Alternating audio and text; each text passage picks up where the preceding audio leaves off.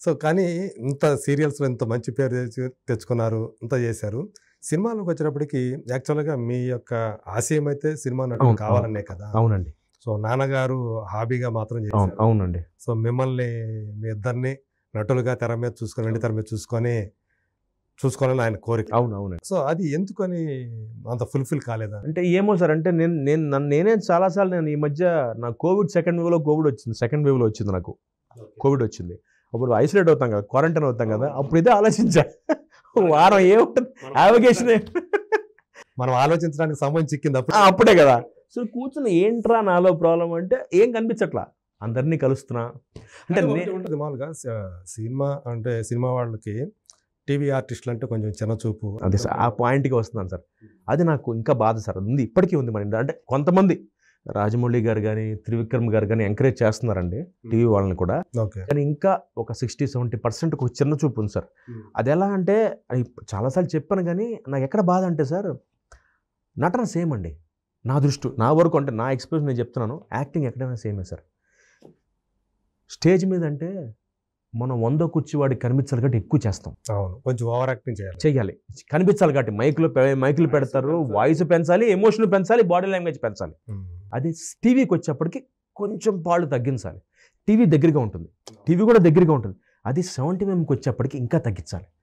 పెద్ద స్క్రీన్ మీద చూస్తారు, అందరూ చూస్తారు. షాక్ కూడా తక్కువ ఇంత ఇవ్వాలి. అంటే మామూలుగా రూపాయికి ₹10 చేయాలి సార్. సింపుల్గా చెప్పాలంటే రూపాయికి ₹5 చేయాలి నాటకానికి, రూపాయికి రూపాయి చేయాలి టీవీకి, రూపాయికి పావలా చేయాలి సినిమాకి. ఓకే, ఇది చాలామందికి తెలియక ఒక బ్రాండ్. ఆ కౌశిక్ గారు టీవీ ఆర్టిస్ట్రా. మళ్ళీ చెప్తాను, టీవీ ఆర్టిస్ట్ కాదు సార్, నేను ఆర్టిస్ట్ని. నాటకాలు వేశాను, టీవీ చేశాను, సినిమాలు చేశాను. నేను ఆర్టిస్ట్ని. మీరు చేసే మోల్డ్ బట్టి నేను మారుతాను. ఇందాక మీకు చెప్పినట్టుగా కృష్ణవంశీ గారికి ఎమోషన్ కావాలి సార్, రాజమౌళి గారికి ఎమోషన్ కావాలి, శేఖర్ కమ్ముల గారికి న్యాచురల్గా ఉండాలి. ఇప్పుడు శేఖర్ కమ్ముల గారు ఎమోషన్ చేస్తే ఆయన నచ్చదు, అని చాలా క్యాజువల్గా ఉండాలి.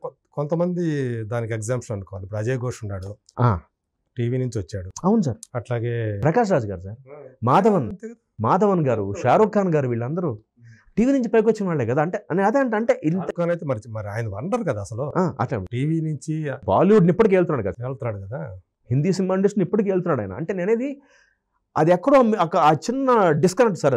అది పోవాలని నా కోరిక. అంటే నా ఉద్దేశం సార్, అది పోదా పక్కన పెడితే ఆ దౌర్భాగ్యం మన దగ్గరే ఉంది సార్. పైగా ఏంటంటే నాకు అనిపించేది, ఒకవేళ సినిమాకి వెళ్తే అక్కడ మళ్ళీ తర్వాత ఛాన్స్ వస్తో లేదు తెలియదు. మనం ఇది వదిలేసుకొని సినిమా చేస్తే ఇక్కడ మళ్ళీ మిస్ అయిపోతామేమో. పాయింట్ అది కూడా కాదు సార్. నా పాయింట్ ఏంటంటే, ఇప్పుడు నాలాంటి ఎగ్జాంపుల్ ఉదాహరణ నన్ను తీసుకోండి సార్. కౌశిక్ అనేవాడిని ఇప్పుడు నన్ను సినిమాకి పిలిస్తే నన్ను హీరోగా పిలవరు. ఏ అన్నయ్య క్యారెక్టర్కో, తమ్ముడు క్యారెక్టర్కో, బావ క్యారెక్టర్కో పిలుస్తారు సార్. జనరల్గా చెప్తారు. అదే మామూలుగా నన్ను కౌశిక్ గారు బాగా చేస్తాడు కాబట్టి పిలుస్తారు సార్. పిలిచిన తర్వాత నా బాధ ఏంటంటే, చేసే 2-3 సీన్లు ఉంటాను గ్యారంటీ లేదు. లేదా 100 కారణాలు చెప్తారు, కరుణుడు సాగు 100 కారణాలని. దీనివల్ల నేను మానేశాను సార్. ఓకే, ఇప్పుడు టీవీలో నేను చేసే పర్ఫార్మెన్స్ కనిపిస్తుంది. కౌశిక్ గారు బాగా చేస్తున్నాడు రా, ఎమోషన్ బాగా చేస్తున్నాడు రా, కామెడీ బాగా, ఇది నాకు కనిపించట్లేదు సార్. ఓకే, చేసిన కొన్ని సినిమాలు పేర్లు చెప్పడం నాకు ఇష్టం లేదు. కొన్ని పెద్ద సినిమాలు చేస్తే నా వేషం తీసేశారు, 100 కారణాలు చెప్తారు, లెంత్ ఎక్కువ అయిపోయింది అంటారు. నేను అంటాను, ఎందుకు పెట్టుకుంటున్నారు మరి? అంటే ఇప్పుడు నేను చేసేది నాకు బ్రేక్ కోసం సార్. అంతే. ఇప్పుడు నేను ఒక ఆశ ఉంటుంది కదా. ఇప్పుడు పెద్ద హీరో పక్కన నేను కనిపించానంటే సార్, నేను వెనకాల నుంచి కూడా నాకు అవసరం లేదు సార్, నేను చేయను. నాకు అలా చాలా అవకాశాలు వచ్చాయి. ఆ సినిమాకి వైడర్ రీచ్ ఉంటుంది, నలుగురికి తెలుస్తుంది. నాకు పెద్ద హీరోల పక్కన చాలా అవకాశాలు వచ్చాయి సార్. పక్కన ఫ్రెండ్గా నేను చేయనని చెప్పా, నాకు అవసరం లేదు. తెలీదు ఉంటుంది, డైలాగులు ఉండవు, పక్కన నుంచో పెడతారు సెట్ ప్రాపర్టీ లాగా. నాకు అలా వద్దు. నువ్వు ఇచ్చే ఒక వేషం వాచ్మెన్ క్యారెక్టర్ని ఇవ్వు, టగ్ ఆఫ్ వార్లో ఇవ్వు హీరోతో. ఏం మాట్లాడుతున్నారా, అలాంటిది ఇవ్వు. అది 2 సార్లు నేను చేస్తా. Performance scope sir. నేను ఎప్పుడైనా ఒకటే చూస్తా, ఆర్టిస్ట్ నేను స్టార్ అనే కేటగిరీలో కాదు. నేను ఇవాళ టెలివిజన్లో అందరూ నన్ను స్టార్ అంటారు, బట్ నేను ఇప్పటికీ ఆర్టిస్ట్ అని ఫిక్స్ అవుతా. ఎందుకంటే సార్, నేను ఇవాళ దేవుడు గొప్పగా చెప్పగలను, నేను అన్ని క్యారెక్టర్లు చేయగలను సార్. నేను కుజ్జా క్యారెక్టర్ చేశా, తాత క్యారెక్టర్ చేశా, నెగిటివ్ చేశా, ముస్టర్డ్ క్యారెక్టర్ కూడా యాక్ట్ చేశా. అంటే ఇన్ని నేను పండించగలను నమ్మకం నాకు ఉన్నప్పుడు నన్ను మీరు అలా ప్రొజెక్ట్ చేయండి. ఓకే, మొహమాటానికి పిలిచి హీరో పక్కన నుంచో పెట్టేసి డైలాగులు లేకుండా నాకు ఆ క్యారెక్టర్ నేను నిజంగా చేయను సార్. నాకు అలా 2-3 సినిమాలు వదిలేసుకున్న సినిమాలు వదిలేసారు. 2-3 సినిమాలు అసలు అవసరం లేదు అలాంటి. వాళ్ళు అట్టయ్యారు డైరెక్టర్లు, పెద్ద డైరెక్టర్లు. ఏంటంటే మీరు ఇంటర్వ్యూలోనేమో మీరు సినిమాలు ఇవ్వలేదంటారు, సినిమాలు ఇస్తే మీరు ఇలా చేయరు. నాకు అవసరం లేదు సార్ అన్న. నేను ఇంటర్వ్యూలో చెప్పింది, నాకు మీరు నా హీరో వేషం ఇవ్వమని కాదు సార్, ఒక ప్రామినెంట్ వేషం. ఇప్పుడు హీరో బావ లేదా హీరో అన్నయ్య, ఎక్కడైతే పర్ఫార్మెన్స్ నేను చూపించగలను అంటే నాకు దీనివల్ల హెల్ప్ అవ్వాలి. ఇప్పుడు రావు రమేష్ గారికి అత్తారింటి అనేది హెల్ప్ అయింది సార్ ఆయనకి. ఆయన టీవీ ఆర్టిస్టే మాటకు వస్తే. ఆయన మాతో పాటు టీవీ చేసిన దానితోటి ప్లస్ సీతమ్మ వాకిట్లో సీతబాకెట్లో కొత్త బంగారు లోకం ఆయన మాతో పాటు టీవీ చేసిన ఆయనే రావు రమేష్ గారు. అక్కడి నుంచి సినిమాల్లోకి వచ్చారు కదా. ఇప్పుడు ఆయన ఎంత బ్రేక్ అయింది అది. ఒక కొత్త బంగారు లోకం, ఒక సీతమ్మ వాకిట్లో, ఒక అత్తారింటి దారేది ఎంత బ్రేక్ ఇచ్చింది. అలాంటి పర్ఫార్మెన్స్ కోపన్న క్యారెక్టర్లు మాలాంటి ఆర్టిస్టులకి పడితే ఒక బ్రేక్ వస్తుంది, ఒక కెరీర్ వస్తుంది మనకు. నువ్వు వెనకాల నుంచో పెట్టేస్తాను, వెనకాల డైలాగులు ఉండవు, హీరో పక్కన నుంచోండి, ఎందుకు నుంచి ఉంటాను సార్ నేను ఎంత చేసి, అంటే ఇంత పర్ఫామ్ చేయగలిగి. అది మనసుకు కొంచెం బాధ అనిపిస్తుంది. మనసు కొంచెం ఏంటి సార్, కిలోమీటర్ బాధ నాకు అది. మీ ఈవెన్ ఆదిత్య విషయాన్ని చూసుకున్నాం, వాడి విషయంలో అయితే చంటిగాడుగా మంచి స్టార్టింగ్ లోనే మంచి. వాడి విషయంలో నేను ఇంకా బాధ ఏంటి సార్, కనీసం నేను టీవీకి వచ్చి టీవీ కూడా రాలా. నేను కనీసం టీవీకి వచ్చి నా పందా మార్చేసుకున్నా. అంటే ఏదో ఒకటి నేను చేసి వాడు అలా కాదు పాపం, వాడు సినిమా నమ్ముకున్నాడు. వాడు రాయగలడు, పాటలు రాస్తాడు, పాటలు కూడా పాడతాడు. అంటే ఇన్ని టాలెంట్స్ ఉండి ఏదో అంటాం చూసారా, బహుముఖ ప్రజ్ఞాశాలి అంతే. డెఫినెట్ సార్, ఆల్రౌండర్ గ్యారంటీ వాడు. కానీ బ్యాడ్ లక్ చూడండి వాడికి. అంటే నేను అనేది మనకి ప్రాప్తం అంటాం సార్, అంతే. నేను ఒప్పుకుంటా, ఎంత ప్రాప్తం అయినా ఏదో ఒక బ్రేక్ అని రావాలిగా. బహుశా అతని మధ్యలో ఏదైతే గ్యాప్ వచ్చిందో చదువుకోవడానికి బాంబేకి ఎక్కడ వెళ్ళాడు, బాంబే వెళ్ళాడు సార్. అంటే నేనేది ఎంత గ్యాప్ వచ్చినా ఇప్పుడు నాకు తెలుసు సార్, వాడంత బహుశా తరుణ్ గారి తర్వాత వాడే అనుకుంటా చైల్డ్ ఆర్టిస్ట్ అనే సినిమాలు చేసింది ఆ జనరేషన్లో. తరుణ్ గారు తర్వాత వీడే. అంటే ఒక రామారావు గారు తప్ప అందరితో వాడు యాక్ట్ చేసాడు. అదే 40-50 దాకా చేసిన 49 సినిమాలు సార్. ఒక రామారావు గారు ఒకటే మిస్ అయ్యాడు వాడు. ఓకే.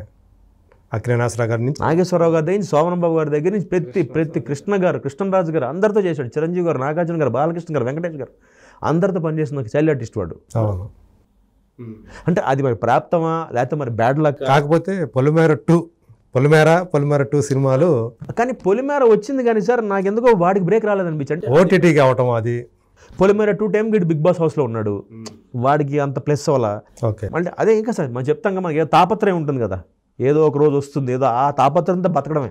నాకు బాధ ఏంటంటే నేనేం సార్, నాకు మా తమ్ముడికి హీరో వేషాలు ఇచ్చేమని కాదు, ఏదైనా ఒక మాట, మీరు ఒక క్యారెక్టర్ అనుకున్నప్పుడు ఒక ప్రామినెంట్ క్యారెక్టర్ సార్, అది 2 నిమిషాలు నిడివైనా పర్లేదు, 1 నిమిషం నిడివైనా పర్లేదు. అంటే అది ఆడియన్స్కి అబ్బా భలే చేశాడు వీడు అనుకుంటే చాలు. అది చాలామందికి అర్థం కాక వీడు ఇంటర్వ్యూలో మాట్లాడతాడు, సినిమా వాళ్ళ వేషాలు ఎవరని ఇస్తే చేయడు. అంటే నాకు వెనకాల నుంచో పెట్టే క్యారెక్టర్లు, జూనియర్ ఆర్టిస్ట్ క్యారెక్టర్లు నాకు వద్దు సార్, నేను ఆడి ప్రూవ్డ్. ఇవాళకి నేను మీరు 3 పేజీలు డైలాగ్ ఇస్తే నేను చెప్పగలను, గంటాపదంగా కాన్ఫిడెంట్గా చెప్తున్నా. ఇవి ఎదురుగుండా మీరు చిరంజీవి గారి నుంచో పెట్టినా, ఇంకెవరి నుంచో పెట్టినా నేను బాగా చేయగలను. నన్ను చిరంజీవి గారు మెచ్చుకున్నారు స్టాండ్లో, చాలా బాగా చేసావు అయ్యా అని. ఆయన కాంబినేషన్లో మాట్లాడినప్పుడు హాఫ్ పేజీలకు చెప్పా. ఓకే. సింగిల్ టేక్లో ఓకే. ఆయన అసలు కౌశిక్ సూపర్ కౌశిక్ అంటే ఆ కాన్ఫిడెన్స్ నా మీద నాకు ఉంది. సాధారణంగా చాలా మంది జంకుతారు. దేవుడితో నాకు మా తమ్ముడికి ఆ ప్రాబ్లం లేదు, మా కెమెరా భయం లేదు. మా కెమెరా ముందుకు వచ్చాను, మా పని మేము చేస్తాం. మీరు అడిగిన అవుట్పుట్ ఇచ్చేస్తాం. అది మీరు చెప్పాలి, మోతాదు ఎంత కావాలి డైరెక్టర్ చెప్పాలి. నాకు ఇది ఎక్కువ చేయకయా, ఇది తగ్గించు, మీకు ఎంత కావాలో అంత ఇస్తాను నేను. అంతగా నువ్వు బ్రాండ్ స్టాంప్ వేసేసి కౌశిక్ గారు టీవీ ఆర్టిస్టు, అది ఇంకో డ్రామా ఆర్టిస్ట్ కాదు కదా, మేము అందరం ఆర్టిస్టులే. అంటే ఇది ఒకటే సార్ నా బాధ. అంటే మనకి దౌర్భాగ్యం చెప్తా, మీకు తెలుగులోనే ఉంది సార్ ఇది. అది నా బాధ. అది మన తెలుగు దగ్గరే ఈ ప్రాబ్లం. తమిళ్లో కానీ కన్నడలో కానీ ఇది లేదు, మలయాళంలో కూడా. అక్కడ హిందీ అయితే అస్సలు లేదు. ఒకసారి నేను బిగ్ ఎఫ్ఎంలో ఆర్జేగా పనిచేశాను సార్, ఒక 3 ఐడియా ఉంది నాకు. చేసినప్పుడు బాంబే వెళ్ళాను నేను, యాంకర్ ఝాన్సీ గారు బాంబే వెళ్తే సార్, మ్యారియట్లో వాళ్ళు ఒక లాంచ్ పార్టీ పెట్టారు, రిలయన్స్ వాళ్ళ రేడియో లాంచ్. మేము ఇద్దరం సెలబ్రిటీ జాకీస్ హైదరాబాద్ నుంచి. ఓకే. మీరు నమ్మరు సార్, నేను ఆశ్చర్యపోయాను. అభిషేక్ బచ్చన్, టెలివిజన్ యాక్టర్ రోనిత్ రాయ్ గారు, మన విజయ్ దేవరకొండ గారు లైగర్ సినిమాలో చేశారు కోచ్, ఆయన ఒకే ప్లేట్లో తింటున్నారు సార్. అభిషేక్ బచ్చన్ ఆయన రోనిత్ రాయ్ గారు. అంటే ఆయన టెలివిజన్లో పెద్ద ఆర్టిస్ట్ హిందీలో, రోనిత్ రాయ్ గారు. ఈయనకి ఒక స్టేచర్ ఉంది కదా అభిషేక్ బచ్చన్ అంటే. ఆయన తినే ప్లేట్లోంచి ఈయన ఒక ముక్క తెంపుకుని చపాతీ తింటున్నాడండి ఈయన.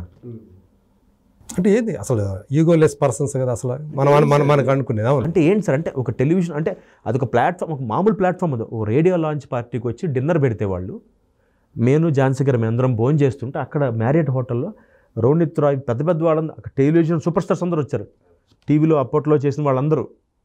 మనం అనుకున్న ఈ సోకాళ్ళు ఎక్కువ తక్కువ లాంటి ఏమీ లేకుండా ఆయన ప్లేట్లోంచి ఈయన ప్లేట్కి వెళ్ళాడు, ఈ గ్యాప్లో మొక్క తెంపుకుని తింటున్నాడు సరేనా. అదే అసలు నాకు ఇదా అంటే ఇలా ఉంటారా వీళ్ళు, ఇంత సింపులా. మరి మన దగ్గర అసలు మన దగ్గర తినడం దాకా వెళ్ళండి, పక్కన నుంచోనే ఎవరే, కనీసం దగ్గర రానివ్వరు సార్.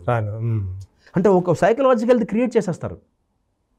అదొకటే బాధ సార్ నాకు. అంటే నేనేమంటానంటే క్లియర్గా ఇప్పుడు నా ఉద్దేశం సార్, నాకు మీరు లైఫ్ ఇచ్చేక్కర్లేదు, నాకు మీరు లైఫ్ ఇచ్చిన పెద్ద ఆర్టిస్ట్ని చేసేక్కర్లేదు, అవకాశం ఇమ్మంటున్నాను అంతే. నన్ను ఎదగడానికి ఒక అవకాశం సార్. ఇవాళ త్రివిక్రమ్ గారు కానీ, రాజమౌళి గారు కానీ, పూరి జగన్నాథ్ గారు కానీ, ఇంతమంది డైరెక్టర్లు ఒక సినిమా తీస్తున్నప్పుడు ఇన్ని క్యారెక్టర్లు ఉంటాయి. అందులో తమ్ముడు, బావో, కొన్ని ప్రామినెంట్ క్యారెక్టర్స్ ఉంటాయి సార్. అందులో నేనేమంటే రిక్వెస్ట్ చేస్తానంటే, బయట నుంచి తీసుకొస్తున్నారు బాంబే నుంచి, తేవద్దనట్లేదు సార్, ఇక్కడ వాళ్ళని ఫస్ట్ ట్రై చేయమంటున్నా. అవును, ఇక్కడ చాలా మంది ఉన్నారు వీళ్ళని సార్. ఇక్కడ మన దగ్గరే ఉన్నారు సార్, మీకు నేను చూపిస్తాను మీకు. కొల్లలు ఉన్నారండి, కానీ వీళ్ళ దృష్టి అంతా వీళ్ళ మీద ఎందుకు పడదనేది కదా నాకు అదే అర్థం కాదు సార్. ఇవాళ ఒక నాని గారి సినిమా తీసిన హీరో నాని గారు తీసినా, లేకపోతే ఇంకో మన నాగేశ్వరరావు గారి సినిమా తీసినా బయట నుంచి తీసుకొచ్చి పెడుతున్నారు సార్. నేను తప్పనట్లేదు సార్, డెఫినెట్గా తీసుకురావాలి, ఎందుకంటే నటన అనేది యూనివర్సల్, అన్ని చోట్ల నుంచి రావాలి. నేనంటే ఫస్ట్ ఇక్కడ ట్రై చేయండి సార్, ఇక్కడ రాకపోతే బయటికి వెళ్ళండి.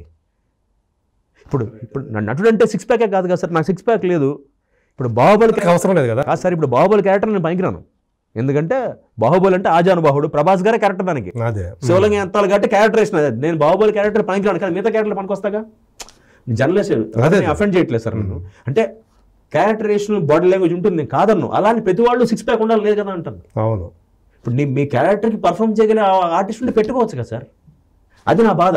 ఎంతసేపు మీరు బయట నుంచి తీసుకొచ్చి వాడికి ప్రాంప్టింగ్ ఇచ్చి, ఆడికి కట్టర్ మీద ఆడికి తెలుగులో డైలాగులు హిందీలో రాసి, మళ్ళీ ఆడికి డబ్బింగ్ ఆర్టిస్ట్ 2 లక్షలు ఇచ్చి ఎందుకు సార్ ఎంత? అదే ఇది ఇంకా సింపుల్ కదా. ఇది ఇంకా అంటే నువ్వు నాకు కథ చెప్తావు, నాకు ఎమోషన్ చెప్తావు, సిచ్యువేషన్ చెప్తావు, నేను తెలుగు వాడిని, నేను మాతృభాష తెలుగు, నీకు యాక్టింగ్ అంటే ముఖ్యంగా సార్. ఇంకోటి చెప్తా మీకు, టీవీ ఆర్టిస్ట్ అడ్వాంటేజ్ చెప్తా. మేము గ్రైండ్ అయిపోయి ఉన్నాం సార్ ఇక్కడ, నెలకి 20 రోజులు పని చేస్తున్నాం. అంటే సినిమా వాళ్ళకు కూడా గ్యాప్ వస్తుంది, ఒక సినిమా చేస్తే 2 సంవత్సరాల గ్యాప్. మాకు అలా కాదు, మేము ప్రతిరోజు నెలకు 25 రోజులు పని చేస్తూనే ఉంటాం. అంటే రకరకాల ఎమోషన్స్ యాక్ట్ చేస్తాం ఎపిసోడ్స్లో. ఈ గ్రైండ్ అయిపోవడం వల్ల మాకు ఈజీగా ఉంటుంది. అంటే ముఖ్యంగా నాలాంటి పర్ఫార్మర్కి, నాతో పాటు నా తోటి కలీగ్స్ ఎవరైతే పర్ఫామ్ చేయగలరో మాకు ఈజీ. అంటే మీరు ఏ ఎమోషన్ ఇచ్చినా అలా చేసేయగలం. మేము అలవాటు పడిపోయి ఉన్నాం కదా దీనికి. కాబట్టి అంటే మీరు అడిగింది మీకు ఏం కావాలి? ఇన్ని సీరియల్స్, ఇన్ని పాత్రలు చేసి ఉంటారు, ఇన్ని పాత్రలు చేసి మీకు ఎలా కావాలి సార్? ఏడవాలా, సటిల్గా ఏడవాలా, ఎక్కువ ఏడవాలా, తక్కువ ఏడవాలా, ఇన్ని చెప్పగలం వేరియేషన్స్ మేము. అంటే మాలాంటి టెలివిజన్ కళాకారులు అదే ఒక రకంగా మనం పెట్టుకుంటే మీకు అడ్వాంటేజ్, మీకు వర్క్ సులువు అయిపోతుంది, పని ఈజీ అయిపోతుంది. మీరు అది మానేసి మీరు బాంబే, బెంగళూరు అక్కడికి వెళ్ళి తెచ్చుకుని వాళ్ళని పెట్టుకుని, వాళ్ళకి భాష రాదు, వాళ్ళకి డైలాగ్ చెప్పి వాళ్ళకి 3 అర్థం కాదు, వాళ్ళకి 3 చెప్పి వాళ్ళకేమో కట్టర్ల మీద వాళ్ళ భాషలో రాసి అది కెమెరా వెనకాల పెట్టి వాళ్ళు దాన్ని చూసి చదివి అప్పు చెప్పినట్టు చెప్పేసి 2 2 4 చెప్పి చెప్పేసేసి దానికి డబ్బింగ్ ఆర్టిస్ట్ పిలిచి, కొంతమంది అయితే ఆన్ సెట్స్ పూర్తి డైలాగ్ కూడా చెప్పరు సార్. ఓపెనింగ్ చెప్తారు, క్లోజ్ చేస్తారు, మధ్యలో నోరు ఆడిస్తారు అంతే. ఎందుకు సార్? మీరు ఒక్కసారి మీరు తెలిసిపోతే డబ్బింగ్ థియేటర్కి వెళ్ళి పైలట్ చూస్తే మీకే అర్థమైపోతుంది, సగం డైలాగ్ ఉండవు. అవును, ఇవాళ డబ్బింగ్ ఆర్టిస్ట్ వాళ్ళు లేకపోతే 90% చచ్చిపోతుంది సార్ క్యారెక్టర్లు. డబ్బింగ్ ఆర్టిస్టులు వాళ్ళు తెలుగు టీవీని కూడా డబ్బింగ్ ఆర్టిస్టులు బతికిస్తున్నారు సార్. టాపిక్ వచ్చింది కాబట్టి చెప్తున్నాను, ఇవాళ తెలుగు టీవీలో కూడా ఎక్కువ నాన్ తెలుగు యాక్టర్స్ ఉంటున్నారు. కన్నడ వాళ్ళు ఉంది. దాని వాళ్ళందరికీ ఇప్పుడు వాళ్ళు డైరెక్ట్ గా బయటపడితే ఎవరికి ఏ ప్రేక్షకుడికి భాష అర్థం కాదు, వాళ్ళు మాడే మాటలు. అది వాళ్ళ తప్పు కాదు, వాళ్ళ భాష కాదు అది. మన తెలుగు డబ్బింగ్ ఆర్టిస్టులతో డబ్బింగ్ చెప్పించుకుంటున్నాం కాబట్టి ఆ మాత్రం ఎమోషన్ కన్వే అవుతుంది ఆడియన్స్ కి. వీళ్ళు లేకపోతే వాళ్ళు లేరు సార్. ఇవాళ నేను డబ్బింగ్ చెప్పాలంటే డబ్బింగ్ ఆర్టిస్టులు ఇలా బతికిస్తున్నారు అనుకోవాలా, అంతే సింపుల్గా. స్వతహాగా నేను డబ్బింగ్ ఆర్టిస్ట్ని కాబట్టి నాకు ఆ పెయిన్ తెలుసు. నేను మామూలుగా ట్రాక్స్ చెప్తూ ఉంటాను, రవితేజ్ గారికి ట్రాక్ చెప్పాను, మన వరుణ్ సందేశ్ గారికి ట్రాక్ చెప్పాను నేను. సో నేను ట్రాక్స్ చెప్తూ ఉంటాను. మన సాయిధరం తేజ్ గారికి ట్రాక్ చెప్పాను, రిపబ్లిక్ సినిమాకి ట్రాక్ చెప్పాను, రిపబ్లిక్ సినిమాకి నేను. సో ట్రాక్స్ చెప్తూ ఉంటా. కాకపోతే టెలివిజన్లో కూడా సార్ ఇంతమంది డబ్బింగ్ కళాకారులు ఉన్నారు కాబట్టి వాళ్ళు బతికేస్తున్నారు, వాళ్ళు so called non Telugu actors. ఒకప్పుడు దీని మీద మీరు ఫైట్ కూడా చేశారు కదా? ఫైట్ చేశాను కొన్ని రోజులు, అందులో బాగా జైలుకి వెళ్ళాను, ఇబ్బంది పడ్డాను. ఇప్పుడు కూడా నేను ఎందుకు ఫైట్ చేద్దామని ఫిక్స్ అయ్యానంటే సార్, అప్పుడు ఫైట్ చేసిన కారణం ఏంటి, డబ్బింగ్ సీరియల్స్ ఆగాలని. ఇప్పుడు నా ఫైట్ అంటే తెలుగు వాళ్ళని ఎంకరేజ్ చేయమని.